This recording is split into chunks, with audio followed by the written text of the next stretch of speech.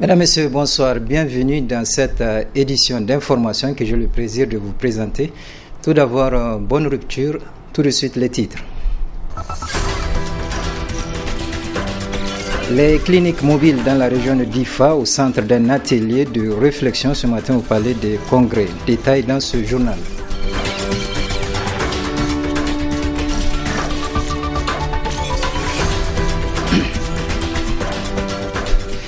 Ensuite, l'ARTP a organisé ce matin un point de presse sur le bilan de ses activités au cours de l'année 2014. D'autres précisions dans cette édition. Comme annoncé dans les titres, les locaux de l'autorité de régulation des télécommunications et de la Poste ont servi de cadre ce matin à un point de presse du président du CNRTP. Il était question de rendre public le rapport annuel des activités effectuées par l'autorité de régulation des télécommunications et de la Poste. D'autres précisions dans le reportage qui va suivre. L'ARTP, autorité de régulation des télécommunications et de la Poste, qui est chargée de réguler les activités exercées sur le territoire du Niger dans les secteurs des télécommunications et de la Poste, a livré à l'intention du public le rapport détaillé de l'ensemble de ces activités effectuées dans le courant de l'année 2014. Ainsi, parmi plusieurs points abordés, il ressort qu'une croissance soutenue a été relevé en ce qui concerne le taux de pénétration dans le secteur des télécommunications. Dans le cadre de l'exercice de ces missions de régulation, de suivi et de contrôle de l'exécution des obligations et des engagements des opérateurs de réseau, l'ARTP a noté qu'en ce qui concerne la couverture territoriale et le taux de pénétration, le secteur des télécommunications a connu une croissance soutenue. Cette tendance participe de l'atteinte des objectifs que le gouvernement a fixés au secteur dans la déclaration de politique générale du Premier ministre, c'est-à-dire de faire passer le taux de couverture et de pénétration respectivement de 54% et 25% en 2010 à 72% et 50% à l'horizon 2015. Il apparaît également qu'au point de vue investissement, la majorité des opérateurs de téléphonie mobile n'ont pas failli à leurs obligations. Au point de vue investissement, nous avons constaté que dans l'ensemble, les opérateurs ont également investi en 2014 en équipements et autres infrastructures de télécommunications la somme de 53 milliards 12 258 241 francs CFA contre 55 milliards 17 783 689 francs CFA en 2013. Il est à constater une fois de plus que c'est Celtel Niger et Orange Niger qui ont réalisé le plus d'investissements en 2014, suivi de Sonitel puis d'Atlantic Telecom SA.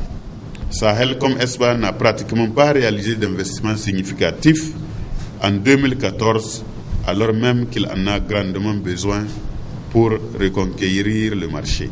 Cependant, l'ARTP a relevé que le Niger est le pays de l'UEMOA qui affiche le plus faible taux de pénétration en ce qui concerne l'Internet.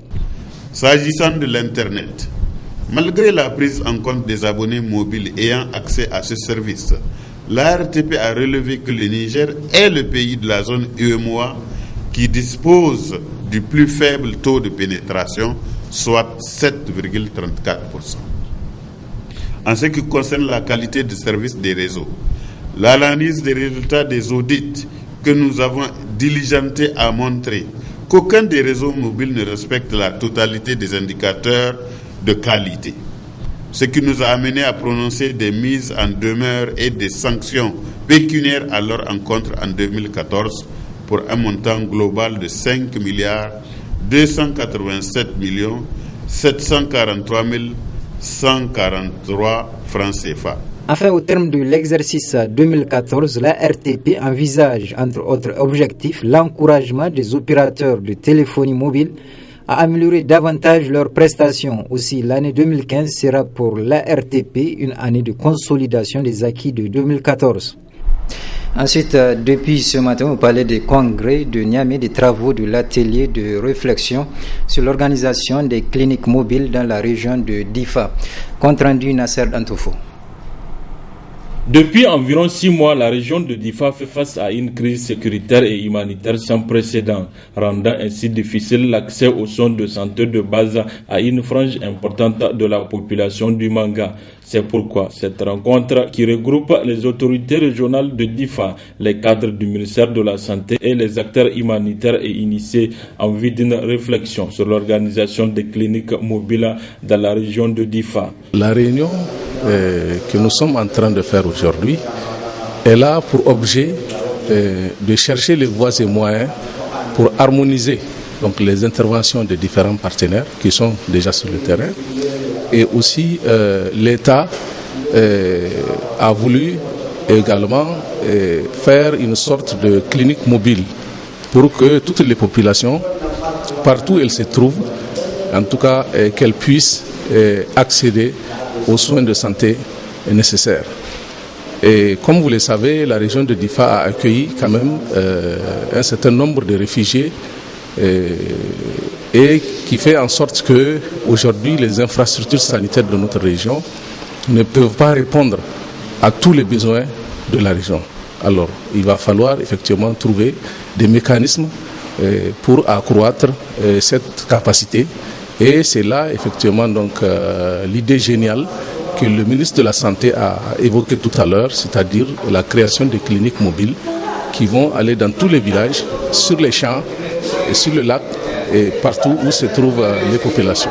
Plusieurs structures composeront des équipes mobiles dont l'UNICEF qui va participer dans les différentes composantes de l'organisation de ces cliniques mobiles. De manière concrète, la contribution de l'UNICEF, c'est premièrement de faciliter cet échange.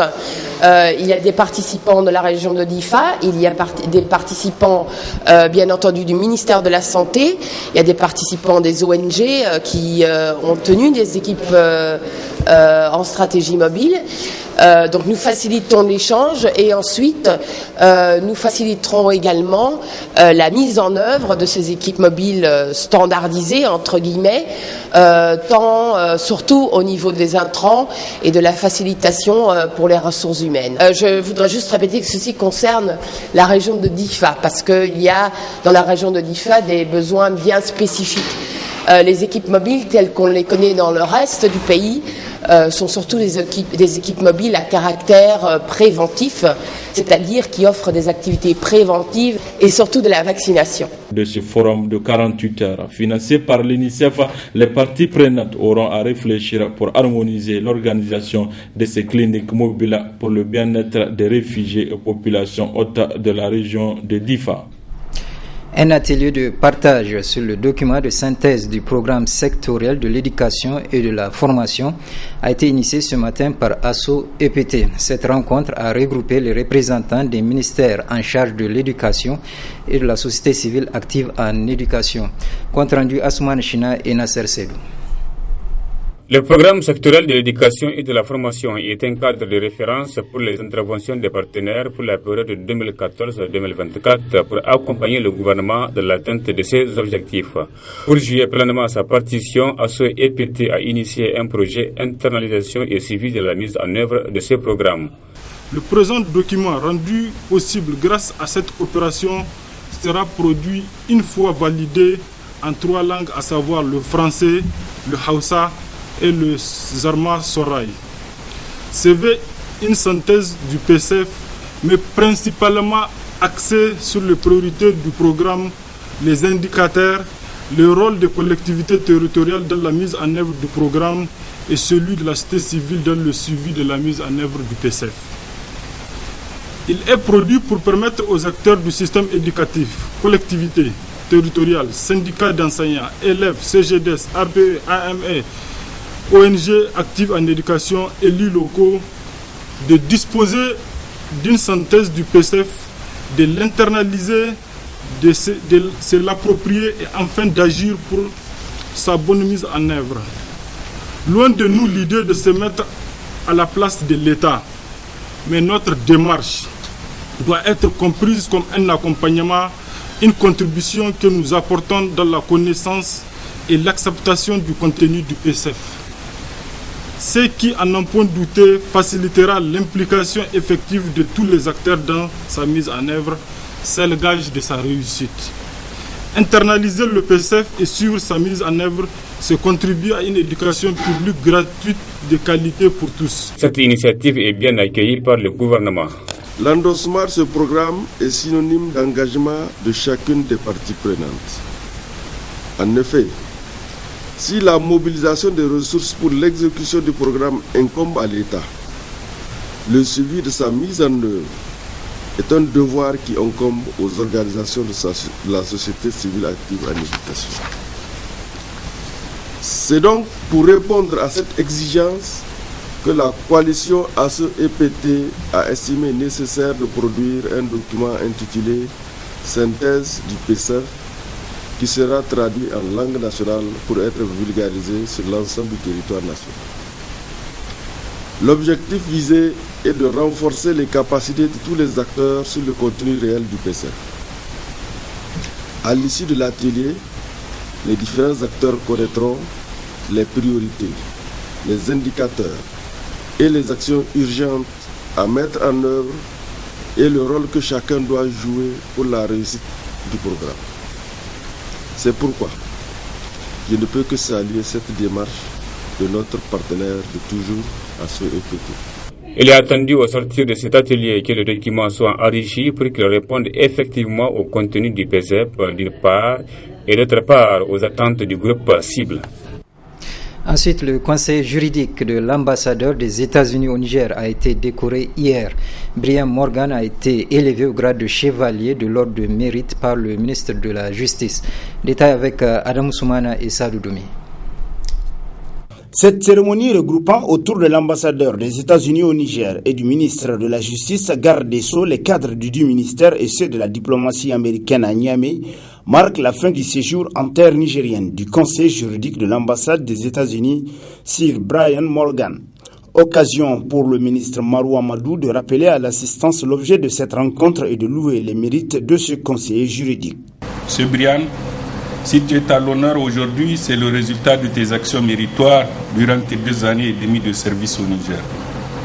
30 mois durant, lesquels tu as occupé le poste de conseiller juridique de l'ambassade des États-Unis d'Amérique au Niger. Une mission que tu as réussi à remplir avec brio. En effet, tu as su mettre en avant le goût du travail bien fait et l'abnégation dans toutes les activités avec tes partenaires. Tu as été un interlocuteur attentif, posant toujours 1001 questions afin de mieux comprendre le contexte de ton pays d'accueil. C'est pourquoi tu as su adapter les différents programmes financés par les États-Unis d'Amérique au contexte nigérien. Brian, tous les magistrats et les cadres de l'administration pénitentiaire du Niger ici présents sont d'accord pour reconnaître que durant ces 2 années et demie, ils ont eu à l'ambassade des États-Unis d'Amérique un interlocuteur chaleureux, ayant toujours gardé sa porte ouverte à toutes les sollicitations. Vint ensuite le moment solennel de cette cérémonie, la décoration en qualité de chevalier de l'ordre du mérite du Niger du Sir Brian Morgan. Ce dernier, tout en se réjouissant de cette marque d'estime, a indiqué que le mérite revient à l'ensemble de ses collaborateurs. Cette décoration que je reçois ce soir avec beaucoup d'émotion n'est pas méritée uniquement par moi. Je souhaite exprimer mes remerciements sincères à mes chers collaborateurs, les magistrats, les juges, les procureurs, les avocats, les régisseurs des prisons et tous ceux que je ne saurais citer ici, qui ont travaillé avec moi pour la réussite des divers programmes au bénéfice du système judiciaire. S'en sont suivies les félicitations de l'assistance aux récipiendaires et le buffet gracieusement offert par le ministère de la Justice en guise de dîner pour les uns et de rupture de jeûne pour les autres, actualités oblige. Pendant ce mois de Ramadan, la ferveur religieuse est à son comble. Mais c'est aussi le moment où les femmes soignent beaucoup plus leur apparence vestimentaire. Qu'est-ce qui explique cet intérêt à bien se couvrir? Réponse dans ce reportage signé Nasser Antoufou. Le mois béni de Ramadan est un mois de compétition en bonne œuvre entre les fidèles musulmans, ce qui amène beaucoup de femmes à adopter un comportement vestimentaire, comme le veut la législation en islam.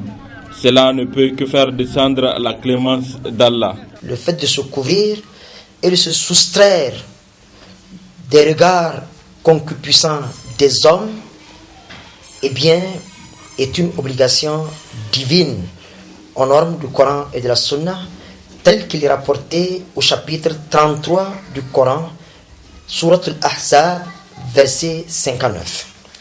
Eh bien là, il est clairement établi que, aux normes du Coran et de la Sunna, la femme doit se couvrir. Pourquoi se couvrir justement? Parce qu'Allah dit avoir créé la femme dans la beauté, dans la parure.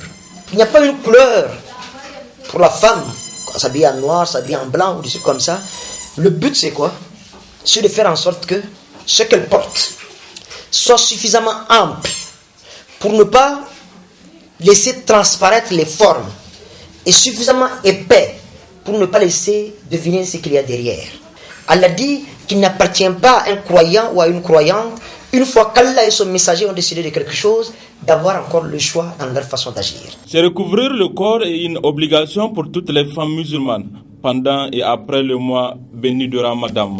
Faisons en sorte que, au sortir du mois de Ramadan, qu'il y ait un changement de comportement. De ce qui est abominable, que Dieu me pardonne cette expression, vers ce qui est appréciable.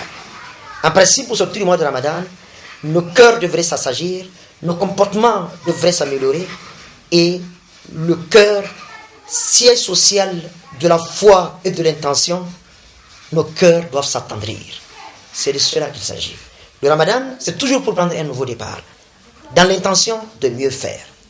Mais il est clair que c'est une très bonne chose. Je ne dis pas que celle qui porte le hijab pendant le mois de Ramadan, et le mois de Ramadan seulement, s'il s'arrête quand même au mois de Ramadan seulement, il est clair que c'est comme un coup d'épée dans l'eau. Parce qu'on doit adorer le Seigneur jusqu'à ce que mort s'en suive. L'islam, religion de paix et surtout de pardon, espérons que ce mois béni de Ramadan soit le point de départ d'une bonne attitude vestimentaire pour toutes les femmes musulmanes au grand bonheur de ces dernières. Demain 9 juillet sera célébré le 28e anniversaire de la création de l'Organisation ouest-africaine de la santé. À cette occasion, je vous propose de suivre le message livré par le secrétaire général du ministère de la Santé. L'OAS, à travers la mise en œuvre de ses programmes prioritaires, dont celui de la lutte contre les épidémies, contribue significativement à l'intégration régionale et continue de jouer un grand rôle pour garantir la libre circulation des personnes et des biens, bien souvent entravée par l'apparition des épidémies, dont celle de la maladie à virus Ebola en 2014, ayant entraîné une fermeture de certaines frontières, donc une interruption des activités commerciales et touristiques. La libre circulation des professionnels de santé est une réalité grâce au programme de développement des ressources humaines, notamment la reconnaissance réciproque des diplômes et qualifications qui permet de combler l'insuffisance des ressources humaines en santé dans certains pays par le recrutement de spécialistes d'autres pays membres. De même, l'harmonisation de l'enregistrement des médicaments est de nature à permettre aux industries pharmaceutiques des différents États membres de bénéficier d'un marché régional plus vaste. L'OAS, à travers toutes ces actions visant l'amélioration de la santé des populations, contribue à l'essor économique et au développement de la région, car il est désormais établi qu'une population en bonne santé est source de productivité et de production plus élevée, donc de création de plus de richesses. Cependant, en dépit des succès enregistrés, l'OAS fait face à de multiples défis. On peut ainsi citer ceux liés à la faiblesse des systèmes de santé, au fort taux de mortalité maternelle, néonatale et infanto-juvénile, à l'insuffisance des partenariats stratégiques, de la coordination et du suivi-évaluation, aux conséquences néfastes des maladies transmissibles et non transmissibles, à la faiblesse de la préparation et la réponse aux situations d'urgence telles que les épidémies. Ces dernières années, des milliers de personnes dans notre région continuent à être frappées par les épidémies, dont entre autres le choléra, la méningite, la rougeole, la fièvre de Lassa, la fièvre jaune et depuis mars 2014 par l'épidémie de la maladie à virus Ebola. La morbidité et la mortalité qui en résultent sont très importantes et seraient particulièrement liées à la faible implication des communautés, mais aussi et surtout à la fragilité des systèmes de santé et à l'insuffisance de la communication pour l'adoption de comportements positifs. En effet, sans une stratégie de communication efficace et de mobilisation des communautés, la population locale ne peut adhérer efficacement à la lutte contre les épidémies. À l'occasion de cette commémoration, l'OAS a choisi comme thème cette année la contribution de la téléphonie mobile dans la gestion des épidémies au niveau communautaire afin d'attirer l'attention des populations, des États membres et de la communauté internationale sur l'importance de l'utilisation des nouvelles technologies de l'information et de la communication en général et du téléphone portable en particulier dans la mobilisation pour la prévention et la riposte aux épidémies. Aujourd'hui, donc plus que jamais, nous devons conjuguer nos efforts au niveau des pays comme à l'échelle régionale entre les États, les partenaires techniques et financiers et les compagnies de téléphonie mobile dans le cadre d'un partenariat public-privé en vue de l'atteinte de nos objectifs communs.